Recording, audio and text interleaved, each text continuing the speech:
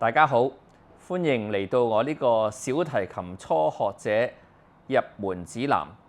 我係 Mr. Go， 我啲學生咧多數叫我做吳先生。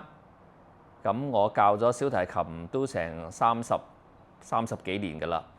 咁我由3歲嘅小朋友到30歲嘅小朋友都教過。唔係30歲嘅小朋友咧就唔可以叫30歲就係大人啦，就唔係小朋友。30歲嘅大朋友都有教過。咁我亦都有教小學啦、中學啦、大學啦，同埋音樂學院。咁我喺呢個咁多年嘅教學經歷之中咧，我經常咧就聽到啲家長咧就問好多有關學習音樂或者係小提琴嘅問題。其中最主要咧就有包括我嘅小朋友應唔應該學音樂啊？如果要學嘅話，幾時開始好啊？係咪細個啲小學之前就要學咧？抑或係大個啲學會吸收力會強啲啊？仲有個問題就係話佢哋猶豫緊，究竟學咩樂器好呢？學中樂好啊？學西樂好啊？學弦樂好啊？管樂好啊？抑或係敲擊樂呢？好啦，揀咗學咩樂器啦，跟住又諗下點樣揀老師呢？係嘛？咁如果係小提琴嘅話，咁坊間有好多小提琴老師啊。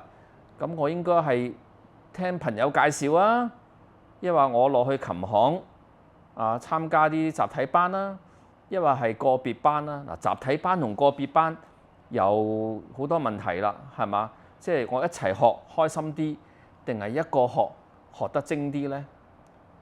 如果我揀老師嘅話，咁我應該揀一個嚴啲嘅老師，惡啲嘅，抑或係輕鬆學習、開開心心咁好啲呢？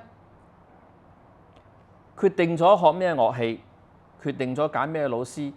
好啦，如果我真係決定咗學小提琴嘅時候，咁我要買樂器㗎咯喎。咁我買咩樂器好呢？係嘛？你去到琴行，哇，點解有啲樂器你見小提琴個個都一樣嘅？呢個 full size 嘅小提琴嚟嘅。原來小朋友咧就拉唔到咁大嘅小提琴嘅，拉個細啲嘅小提琴。有啲1/4，有啲1/2，甚至有1/16。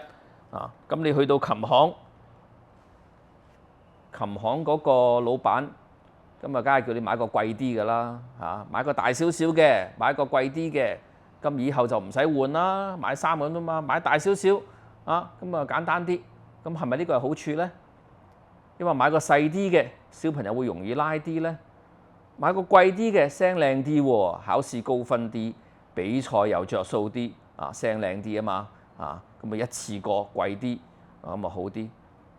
好啦，揀完樂器啦，決定學小提琴啦，咁又諗緊每個星期我應該係學幾多次咧？每個星期上1堂定係2堂好，甚至有啲3堂。咁有啲咧就係除咗上堂之外，仲有練琴哥哥、練琴姐姐枕住陪佢練。咁每一堂上堂嘅時間應該幾耐咧？你如果課過3歲嘅小朋友，咁我應該每次學半個鐘啊，定係學9個字，甚至學1個鐘？咁我如果係學1個鐘，我1個星期去老師嗰度上堂1次，咁我少啲呢個舟車勞頓嘅問題係嘛？咁如果係學2堂，每堂學半個鐘，咁坐低教完音都好似教夠鐘咁樣，又好似學唔到啲乜嘢騰嚟騰去，費時失事咁樣。好啦，學緊小提琴啦，咁我應該點樣去引導佢練琴呢？我又會話俾你知究竟練琴嘅時候要留意啲乜嘢？點解姿勢係咁重要？點解有啲小提琴家Rangerov 拉到咁樣，佢都好勁㗎？姿勢重要咩？唔重要啊，係嘛？抑或但係老師又好 emphasize 姿勢好重要喎？點解會有咁嘅情況呢？我又會解釋俾你聽。好啦，最重要嗰樣嘢就係話，我學咗樂器之後，我諗呢個問題咧，個個家長最後都係呢個最重要嗰個問題，就係話，我學咗呢件樂器之後，我係咪可以入到我心儀嘅小學啊？我入咗去之後，我點樣可以考到佢哋嘅管弦樂團啊？嗱，呢樣嘢我都會話俾你知。當你去考管弦樂團嘅時候，考學校嘅管弦樂團嘅時候，你要留意啲乜嘢啊？種種以上嘅問題，我都會喺我呢個 video 入邊啊，詳細地同你解釋，詳細地同你分析啊，提供意見俾你去點樣做法。OK， 不過留心喎，我呢個咧唔係一個 master class 嚟嘅喎。你睇完晒所有個 chapter 咧，你係唔識拉琴嘅噃啊！呢個 video 最主要嘅其實係俾家長睇嘅，等你清楚啲知道點樣可以等你嘅小朋友容易啲開始。我哋話好的開始是成功的一半啊嘛，係嘛？咁我哋成功咗一半咗先啊！呢個真係要贏在起跑線上，呢個好重要嘅。好啦，另外就係話我每一個題目我都會分開一個一個 chapter 咁樣錄製嘅。咁你唔需要由頭順住落去睇嘅，你中意邊個 chapter， 你都可以隨時抽過嚟睇嘅。